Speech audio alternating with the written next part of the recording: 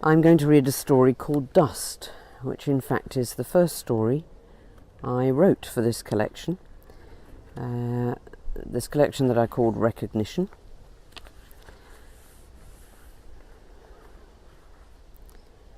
Dust. The spoken words were for her. I heard them, quiet though they were, in the immense stillness of the noon heat. But the words lettered in the dust and brushed away, those words were for me. In all that turmoil I read them and knew their meaning. Now I remember down the long year's perspective the sharp details of that day. The heat strikes down in vertical columns towards midday, bringing work to a halt. Dogs gasp in shadowed corners. Donkeys struggle with their loads to reach the shade of trees. The streets and squares empty themselves of all save slaves and beggars. Imagine the palpable blows of the sun, like a great hammer driving piles into the earth, and the silence as the everyday traffic of the town recedes, and the heat fills the emptiness with itself.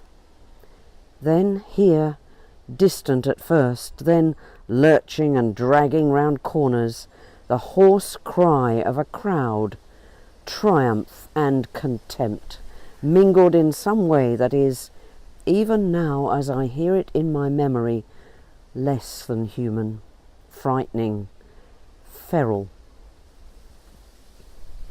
There in the outer court, picked out by the white glare of the light, with blue-black shadows crouching beneath them, a crowd of men, robes, phylacteries, tassels, swirling with the passionate energy that brought them together, and in the midst of them, dragged and now thrown down onto the paving stones, a young woman, dishevelled, her robe ripped at the breast, panting, gulping with pain and terror. My wife. They force her to stumble to her feet, and she stands, swaying, plucking helplessly at her clothes, before a man sitting in the colonnade. The crowd of men swells, shouting, jeering, gesticulating, then falling silent to wait for his response. And I, walking home from the temple site, with my stonemason's hammer over my shoulder, meeting them at that angle of the courtyard. I could smell their potency, a mixture of hate and lust, directed at her and through her to the man who stepped from the bench in the shade of the pillars and bent down to squat on his heels in the dust near to her, caught in the very act. The rankness of their sweat and haste caused their garments to stick to their bodies as they stood leaning forwards, silent now, their knuckles fused to the rocks they carried. I could not see her face, could not push through the barrier of their purpose. I could only see the man, bent before her, drawing shapes with his finger, writing in the dust. Where was her lover, that young merchant's son? I had known of him, but pretended wearily not to know. He was nowhere near, running, no doubt, from the bed as the crowd approached, taking refuge in his father's money to flee the town.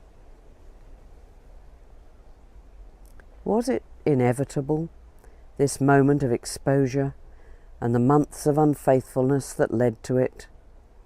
Even now, years later, I wonder if it could have been different. Who and what we are is hidden deep within the core of us, as it is when you split the rock and find crystal beauty, or hidden flaw, or strength to sustain the weight of the building. Only that testing, splitting pressure can show us ourselves. I was approaching 30, a master mason working on the Jerusalem temple site.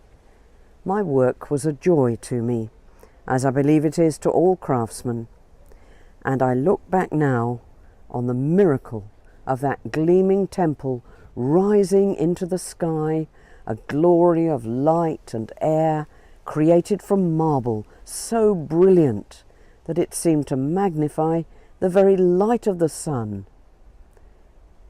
After my foot was crushed under a block of stone, I could no longer climb the high scaffolding walkways, but I worked on the carvings of pomegranate and vine, and I loved what I did.